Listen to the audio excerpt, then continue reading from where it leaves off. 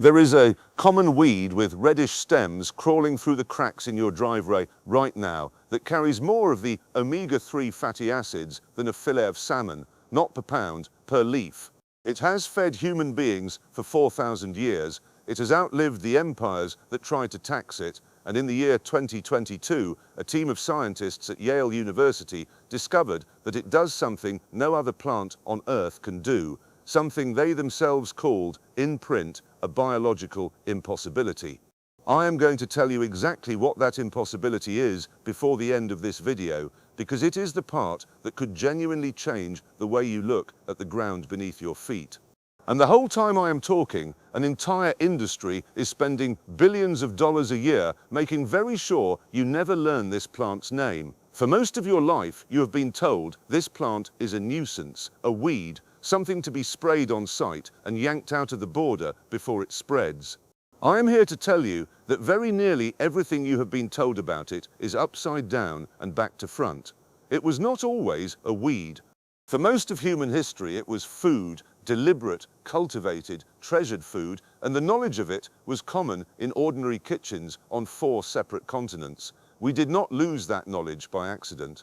It was quietly taken, poisoned out of the fields and out of the memory of ordinary people, and replaced with something a company could put a price on. My name is Malcolm Ashby, and for 50 years now I have been growing things and gathering things, and in all that time I have never come across a plant so badly and so deliberately misjudged as this one.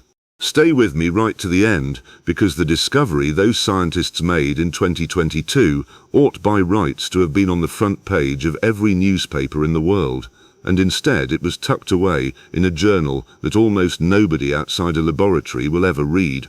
Let me say one thing and then I will not bring it up again. Every plant, I know its look-alike and what it is worth in dollars, I have put into one book.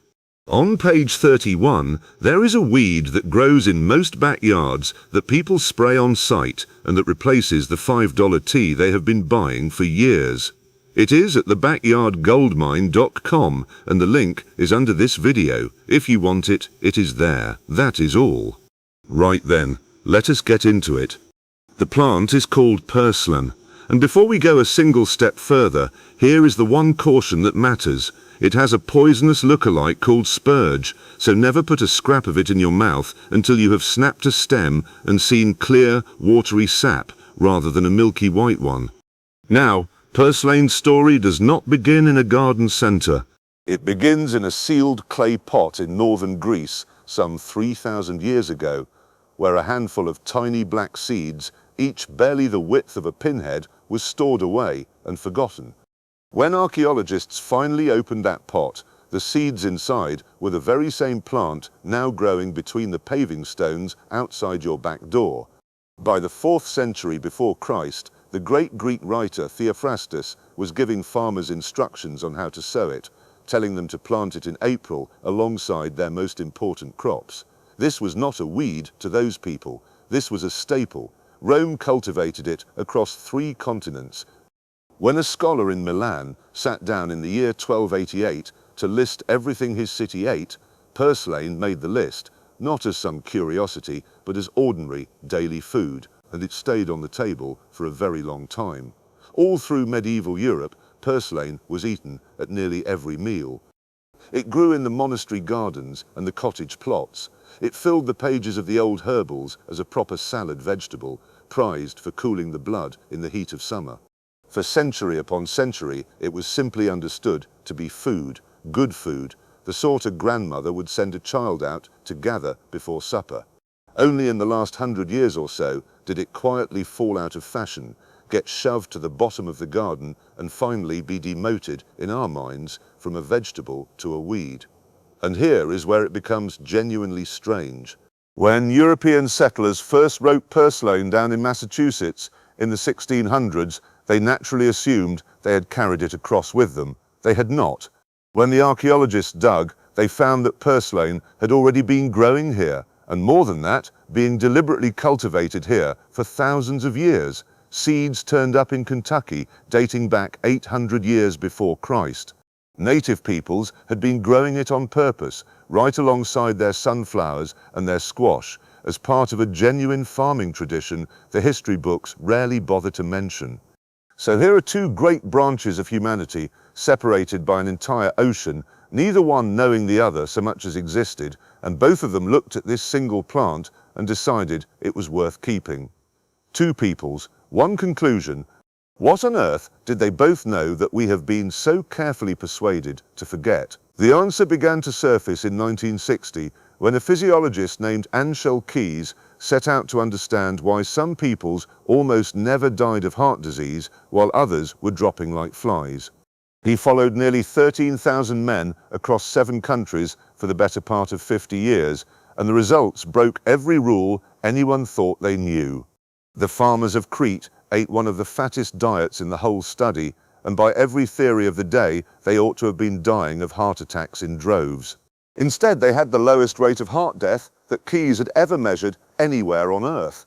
Lower than Japan, lower than anywhere at all.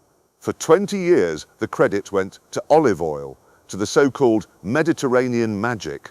Then, in the 1980s, a new team went back to the frozen blood samples from that original study, and this time they were not hunting for cholesterol.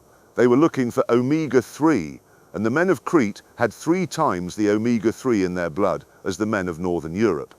But here is the thing, they were not eating 3 times the fish. They were eating purslane every single day, in their salads, in their stews, cooked in their olive oil and fed by the handful to their chickens and their goats, so that even the eggs and the meat carried it through. The whole island's food ran quietly on a plant that grew wild in every field. In 1992, a scientist called Artemis Simopoulos finally put purslane under proper analysis, and the numbers she got back looked, at first, like a mistake. Leaf for leaf, purslane held 5 to 7 times more of this omega-3 than spinach, and something like 15 times more than an iceberg lettuce. It was, and it remains to this day, the richest source of omega-3 of any leafy green vegetable ever measured on Earth. It carried 7 times more vitamin E than spinach, 6 times more beta-carotene than a carrot, and a wealth of magnesium, potassium, and calcium besides. Other scientists were so certain she must have contaminated her samples that they went back and checked. She had not. The little weed really was that good. And there was something stranger still. There is a particular kind of omega-3, the sort you are always told to eat oily fish to get, that land plants simply do not make. It belongs to the sea, to fish, and to algae, not to anything growing in your border. And yet purslane makes it. Only a trace, mind you, but it makes it. When Simopoulos reported that finding, some of her fellow scientists flatly refused to believe her and insisted, again, that the samples must have been contaminated. They were not. This ordinary little weed was quietly doing a thing that, by the whole rule book of botany, it had no business doing at all. Then they set out to test whether it could actually save a life. In a study in the city of Lyon, 605 people who had already survived 1 heart attack were divided into 2 groups. Half were put on the standard, sensible, low-fat diet a doctor would have handed you at the time. The other half were put on a Mediterranean diet, rich in purslane and its omega-3. After a few short years, the purslane group had 70% fewer deaths, not 70% fewer heart attacks, 70% fewer deaths from all causes. The study had to be stopped early because leaving the other group on the old diet had come to seem, to the very people running it, simply unethical. So let me ask you the obvious question. If this plant is all of that, why is it not in every shop in the land? Why does nearly everyone you know call it a weed and reach for the poison? To answer that, we have to come at last to the discovery I promised you at the very beginning, the one those scientists at Yale called an impossibility. Now, every green plant has to turn sunlight into food, and there are, broadly, a few different ways of doing it. Most plants use the simple, thirsty way, which works beautifully as long as there is plenty of water. A few tough customers, like corn, use a faster way, built for heat. And the desert plants, the cacti and their kind, use a third way entirely. They hold their breath through the burning day and only open up at night, which saves their water but makes them grow desperately slowly. For all of history, these were understood to be separate paths. A plant picked one. Purslane, it turned out, was quietly using two of them at once, and nobody could work out how. When the Yale team, led by Dr. Erica Edwards, finally mapped what was happening inside purslane cells in 2022, they found both systems running at the very same time, in the very same cell. The daytime engine for fast growth and the nighttime engine for surviving drought, not kept apart in different corners of the leaf as everyone had assumed, but wired directly into one another, the one feeding the other. No other plant on the planet is known to do it. Edwards described it quite simply as a kind of super plant. It is as though you lifted the bonnet of a car and found an engine burning petrol and running on electricity in the very same cylinder at the very same instant and not merely switching between the two. That was the impossibility. A weed in your driveway had solved a problem the cleverest plant scientists on Earth did not even know could be solved. And that is precisely why you cannot kill it. Purslane survives on a fifth of the water that corn demands. It grows in soil so salty it would finish off most crops in a matter of days. A single plant throws out as many as 200,000 seeds, and each one of those seeds can sit patiently in the soil for up to 40 years, waiting. Break off a fragment and leave it lying on the ground, and it simply roots itself and carries on. One university study on baking weeds to death under sheets of plastic concluded, more or less, that if purslane finally dies, then everything that could possibly have gone right did. So the big chemical houses have declared open war on it. They sell products formulated specifically to kill purslane in your lawn, your garden, and the farmer's field. And one of the weapons they reach for is a chemical first cooked up in the Second World War and then, in 1947, marketed cheerfully to American families to spray on their own back lawns. Homeowners associations forbid it. Agricultural offices publish careful guides on how to wipe it out. The entire machinery of modern gardening treats this ancient food as an enemy to be destroyed, and not because it does the slightest harm to anyone or anything, but for one reason and one reason only, because it cannot be controlled. Now you begin to understand the real problem. The global market for weed killer was worth some $40 billion in 2024, and a great deal of it is aimed squarely at this one plant. And here is the part they would very much rather you did not join up for yourself. You cannot patent purslane.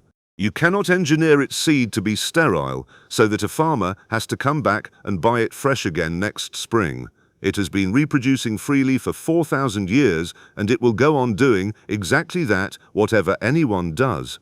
Every other source of omega-3 you see is a business. The wild fish are being emptied out of the seas, farmed salmon needs a fortune in machinery, flax oil turns rancid on the shelf, a bottle of fish oil capsules will cost you $20.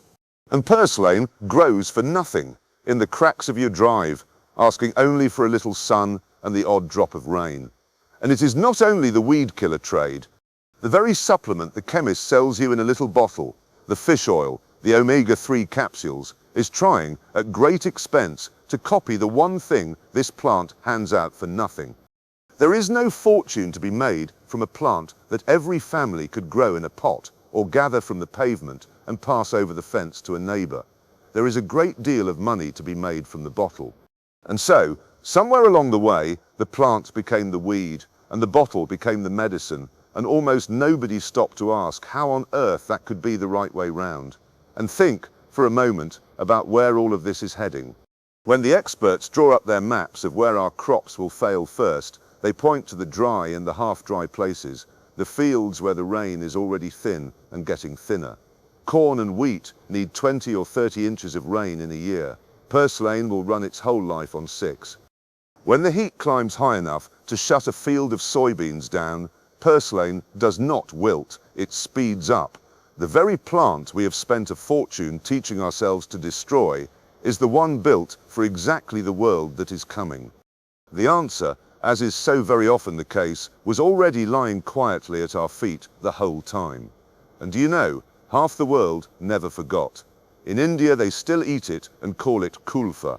In Greece it is glistrida, In Mexico, it is verdolagas, cooked up with garlic and a little chili. In China, it has been grown on purpose for thousands of years without a single break. Across Turkey and Iran and the whole of the Middle East, it turns up in the summer salads as a matter of course. Half of humanity kept the old knowledge alive at their own kitchen tables. The other half of us were quietly taught to pour poison on it. So here is how to know it when you see it, and you will start seeing it everywhere now, which is rather the curse of learning any of this. Look for the thick, reddish stems lying flat along the ground, smooth and never hairy, and snap one to be sure of that clear, watery sap. Look for the small, fat, paddle-shaped leaves and the tiny yellow flowers tucked in among them. Harvest it young in the first few weeks while the leaves are still tender. Eat it raw in a salad for a fresh, lemony, faintly salty crunch, or wilt it in a pan exactly as you would spinach. You can pickle it, stew it, drop a handful into a soup, or dry it for the winter. And let just one plant go to seed at the end of the season, because it will hand you hundreds of thousands of seeds, more than enough to feed yourself and every neighbor you have for free for the rest of your days. And when you have learnt it, teach it to somebody else. Every single person who learns to recognize this one plant is one more person who stops believing that food is a thing that can only ever come from a shop, and one more person who understands that some of the most nourishing plants on the whole earth are the very ones we were carefully taught to poison. And purslane is not alone in this. Again and again, all through history, the plants that once fed and healed ordinary people for free, the ones that nobody could own, were quietly pushed aside, renamed as weeds, and poisoned out of the fields, while something you had to buy was set up in their place. It is a pattern as old as commerce itself. The wonder is not that it happened to purslane at all. The wonder is that, after every bit of it, the plant is still here, still growing in the cracks, still waiting patiently for anyone with the eyes to know it once again. So the next time you find yourself standing over that little red-stemmed plant in the crack of your driveway with a bottle of weed killer in your hand, I want you to stop, because the super plant that clever people in their laboratories are trying so hard to engineer from scratch is already here. It already exists. It has carried people through the fall of empires and the ruin of harvests, and it was handed down, hand to hand, for 4,000 years, until somebody decided there was more money in the bottle than there was in the plant. That is old wisdom, and it was very nearly erased. But it was never quite lost, and now it is yours again, growing for nothing, exactly where you were about to spray it. Now, I would genuinely love to hear from you. Drop me a comment down below and tell me just two things. Had you any idea that this common weed was once treasured food? And is it growing somewhere near you right now, this very week? I read as many of them as I possibly can, and the stories that come back never once cease to amaze me. Thank you for spending this time with me today, and do have a look for that book if it interests you, because next time I am going to show you a plant you can put in the ground one single time and then harvest from for the rest of your life. A crop so stubborn and so generous that 2 world wars could not stamp it out, and yet almost nobody under the age of 70 has ever heard its name. Until then, go and have a proper look in that garden. You never know. See you next time.